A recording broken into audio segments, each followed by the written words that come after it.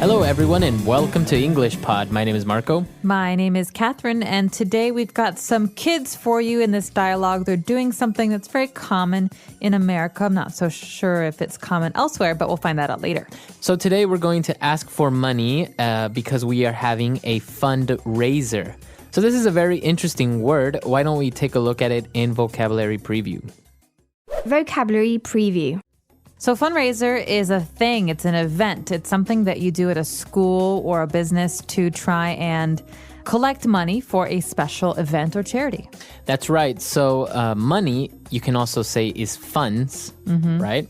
And that's what you're trying to do. You're trying to collect, you're trying to gather a lot of money or funds in order for, like you say, some sort of objective purpose. Right, but it's not just like we're having a fundraiser to earn more profits this year. It's Right. usually an event that's for some kind of charity or good cause. So, for example, the company is having a fundraiser for Jenny's child because he's sick and they can't pay for medical care. Right. So fundraiser is for a good cause. Exactly. So that's what this dialogue is all about today. Why don't we listen to the dialogue for the first time, and we'll be back in a bit.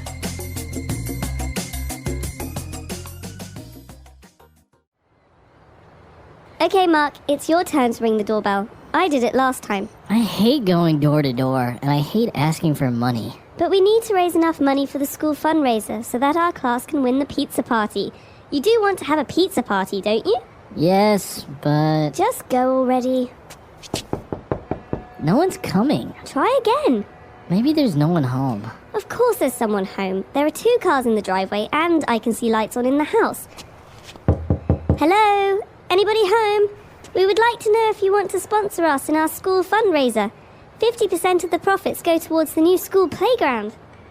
I don't know why anyone would want what's in this catalog anyway. It's just a bunch of tacky Christmas ornaments, CDs of old people singing Christmas songs, and special crackers and cheeses and boxes of chocolates. You don't like chocolate? Not this kind. They've got weird names like ganache and praline. Look, I just saw someone walking around inside. These people are being very rude. Finally, someone's coming. They don't look too happy. Hi, sir. Would you like to sponsor us or make a donation to What grade are you kids in? grade 7? Then for goodness sake, don't you see this sign? Can't you read? No soliciting? All right, so obviously the kids are selling candy and a lot of different things for their new playground. That's the fundraiser, right? So they use a lot of interesting words and phrases there. Why don't we take a look at a couple of them on Language Takeaway? Language Takeaway.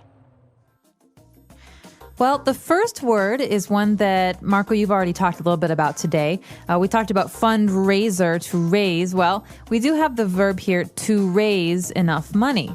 So raise is a verb that means to collect or gather or to get. That's right. So you wouldn't really say we are collecting money or we are gathering money. You say we are raising money for the victims of the earthquake in Haiti. That's right. So the reason we don't say we are earning money is because you're not doing any work. Right. Really. You're not going to the job at 9 o'clock and leaving the job at 5 o'clock. You're actually asking people for donations. Exactly. So that's what you're doing. You are raising money. And now moving on, another way that you can help people maybe through a charity or donation is also to sponsor someone or something. Okay, so people can sponsor events or people, and companies can also do this as well. So to sponsor someone is basically to give them money in support of a cause. Right. For example, have you ever done one of those 5K runs or 10K runs? Did you have to collect sponsors basically to find people who would help pay money for you to do this run? Not personally, but I know people who have, who actually get companies interested, and maybe that person, for example, is going to run 5 kilometers in this race in order to raise money for victims of some serious illness. And so they get sponsors, they get companies to to donate money for this cause.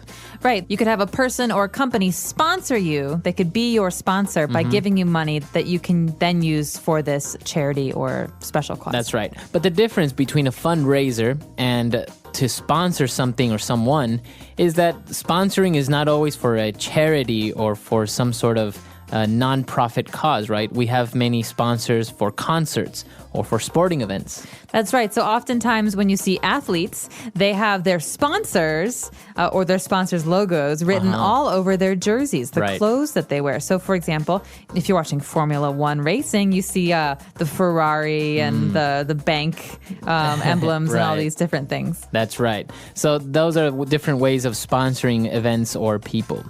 And now moving on, we have a word that's, well, not really related to money and fundraisers, but it's a very interesting word and very common.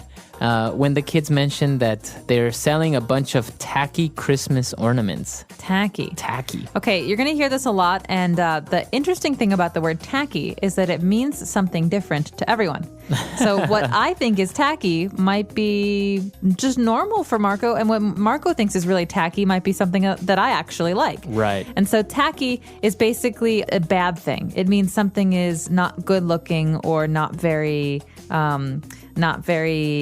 fashionable. Fashionable. It's like in bad taste. But as you say, taste is something subjective, right? So maybe, for example, sometimes we say that when girls wear too much makeup, it's very tacky. Right. Bright red lipstick and blue eyeshadow. Exactly. So a guy might say, oh, that's so tacky.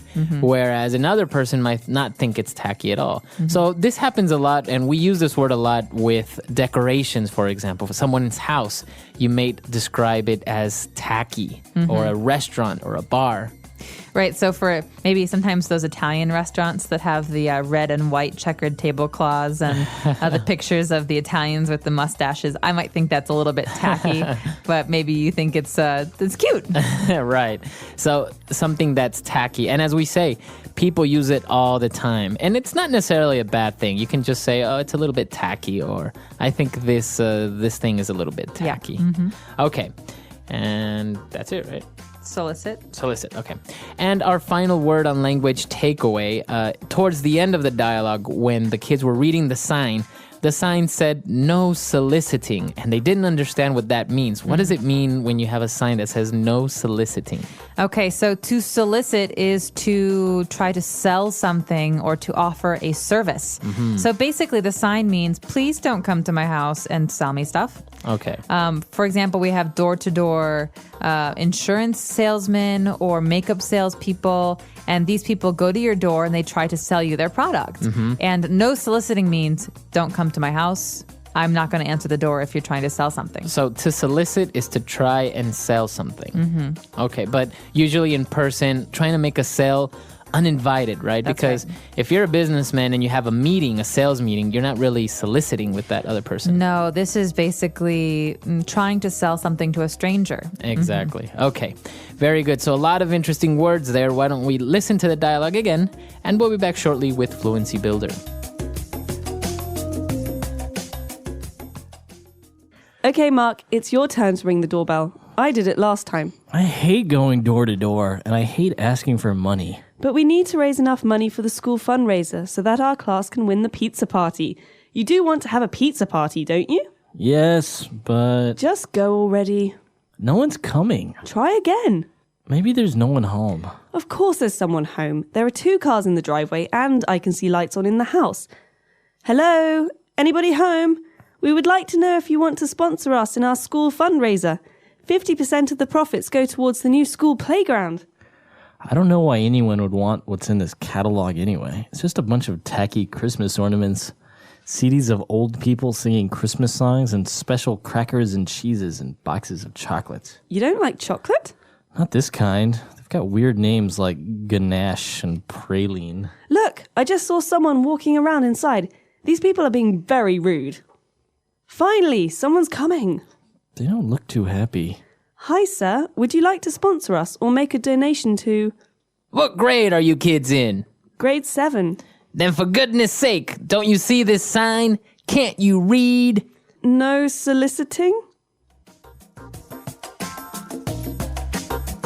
All right, so now we're back and we have 4 key phrases for you on Fluency Builder. Fluency builder. Okay, this first phrase is a pretty common one. We wanted to make sure that everyone was comfortable with the verb that goes with doorbell. So, Marco, what do you do to a doorbell? You ring the doorbell. You ring the doorbell. So you don't touch it, you don't press it. You can press it, but you ring the doorbell. That's the verb. Okay, so for example, when I was little, my brother and I always used to fight about who could ring the doorbell. Really? Yes. I loved ringing the doorbell, and so did he. Do you do the long ring or do you do the Ding, ding, ding, ding, ding, ding. You do it like that. The annoying ring. Yeah, so to ring the doorbell. All right. And well, going back, when we were talking about no soliciting, you said that salespeople go door to door selling things. Mm-hmm. So this is an interesting phrase, and it's a fixed phrase, going door to door. Well, think about it. So a salesperson who wants to sell maybe some makeup goes to one house and no one wants to buy any makeup there. So she goes to the next house. So she's going from house to house. But we don't really say house to house because she's going to your door to offer the makeup. So we just say going door to door. That means going to strangers' homes in order. One door after the next to sell something. Very good. You go door to door. So you, for example, someone can go door to door asking for some sugar. That's right. Or we could say he is a door-to-door salesman. Door-to-door salesman. Very good. All right. And now we have an interesting question, and it's a very good one because it's a question that comes up a lot. When somebody asks you, if you're studying, for example, what grade are you in? Okay, what grade are you in? So in the American system, for example, we have the very, very bottom, grade K, which is kindergarten for maybe a 5-year-old. And at the very top, we have high school, grade 12. Right. And so in between, we have 1, 2, 3, 4, 5, and up. And so basically, to find out what year in school a student is, you have to ask him or her, what grade are you in? Right. So then the person would say, I'm in 6th grade, I'm in 8th grade. But this is the way you ask this question for school, as you said, a kid that's maybe 5 years old all the way to 18 years old in high school. What grade are you in? Now, if you're in university and you want to ask your friend what year of university that person's in, then you say, what year are you? What year are you? Yeah, you don't say grade. So basically, grade refers to, like what you said, Marco, those first 12 years of school. And so we call them we don't call it grade school. So you could ask anybody under the age of 18, what grade are you in? But when you go to university or when you're talking about university students, it gets a little bit different. So you can say, what year are you in, or what year are you? So if you're not sure about someone's age and you maybe think they're in college, you can ask them, what year are you? But generally, anyone under 18, what grade are you in? Okay, good. All right, and our last phrase, and this is kind of an expression, right? Yeah. Goodness sake, for goodness sake. Okay, so let's look at the context. The kids say, we're in grade 7, and the person at the door says, then for goodness sake, don't you see this sign? Right, for goodness sake. So this is an expression that's used to indicate maybe you're a little bit frustrated. Yes. Right? So it's like, come on, or my goodness, or for Pete's sake. For Pete's sake. We have many ways of saying, all right, come on, I'm a little tired of this. Right. You're irritating me. Right. So basically the person's saying, you are too old for this. You're too old for this. You should read what it says on my door. No soliciting. Right. And so the person's angry. Right. The person's angry because these kids are trying to sell her something when clearly she has a sign that says no soliciting. That's right. Okay, a lot of interesting phrases there. Why don't we go back, listen to our dialogue for the very last time, and we'll be back to talk with you a little bit more.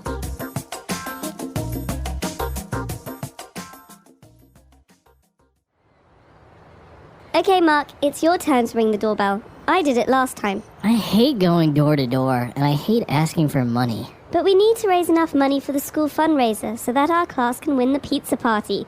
You do want to have a pizza party, don't you? Yes, but... Just go already. No one's coming. Try again.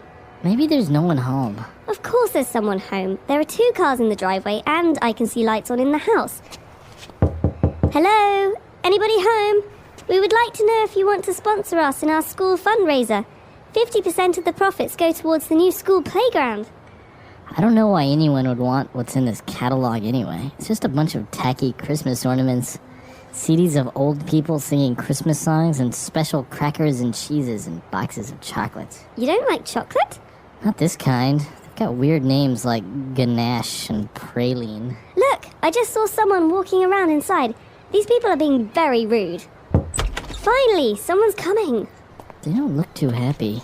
Hi, sir. Would you like to sponsor us or make a donation to... What grade are you kids in? Grade 7. Then for goodness sake, don't you see this sign? Can't you read? No soliciting?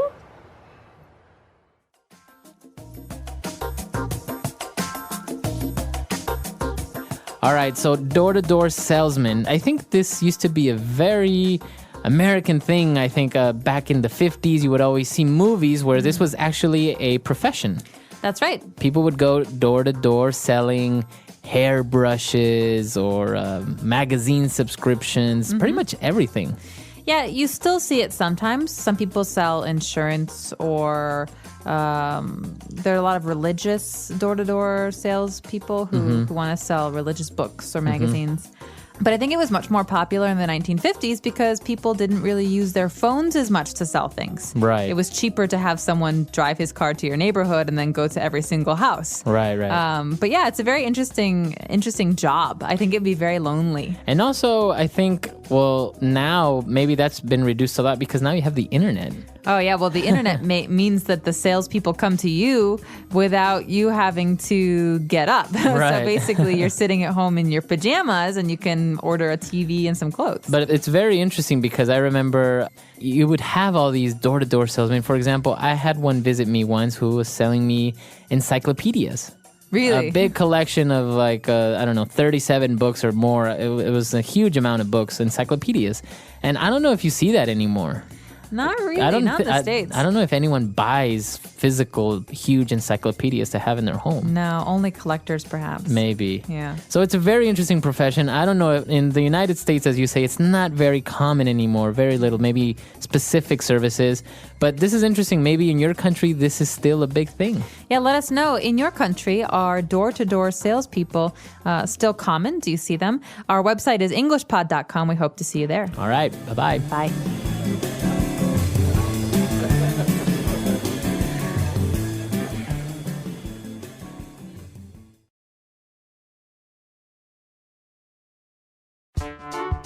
The EnglishPod audio review. Listen to the meaning, then say the vocabulary word. Increase in size, quantity, or worth. Raise. From one house to the next. Door to door. Short private road from a street to a house. Driveway. Agree to pay for an event or activity. Sponsor. The act of giving to a fund or cause. Donation. Seek to obtain by persuasion, entity, or formal. Solicit. A person or an action which collects money for particular purposes. Fundraiser.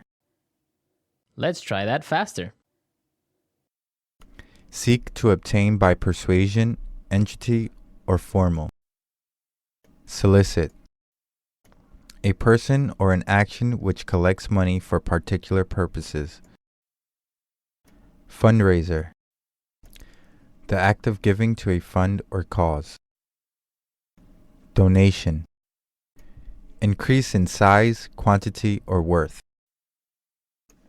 Raise. Short private road from a street to a house. Driveway. Agree to pay for an event or activity. Sponsor. From one house to the next. Door to door. Now say the word and hear it in a sentence. Raise.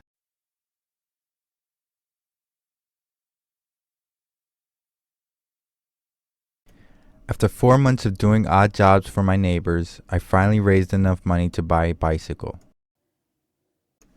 Raise.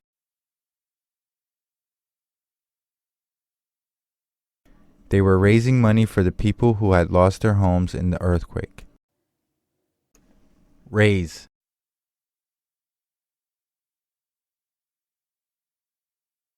At the end of the fundraiser, the hospital had raised enough money to buy the new machine. Sponsor. He sponsored several kids in the fundraiser. Sponsor. Air Canada sponsored the Vancouver Olympics. Sponsor.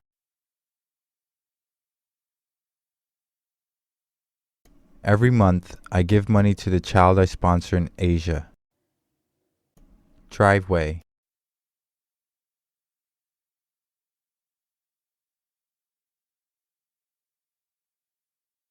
"80% of the profits will go to the people in need, while the other 20% will be spent on administrative cost." Driveway.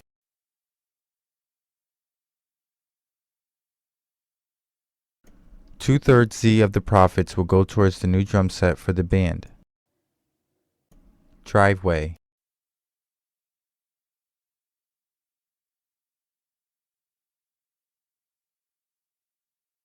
She was quite surprised when she learned that only a small percentage of the profits would actually be helping kids go to summer camps.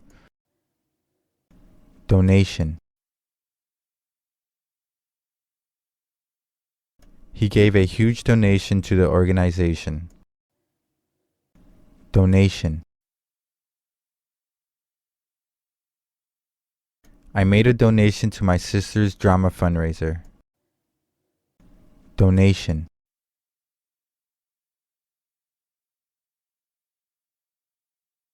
We received so many donations that we raised twice the amount we had set as our goal. Solicit.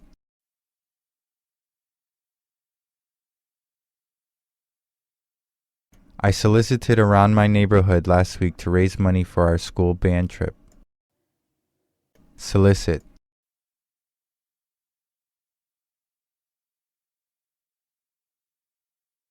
The organization encouraged its members to go door to door soliciting for their cause. Solicit. Many buildings don't allow soliciting.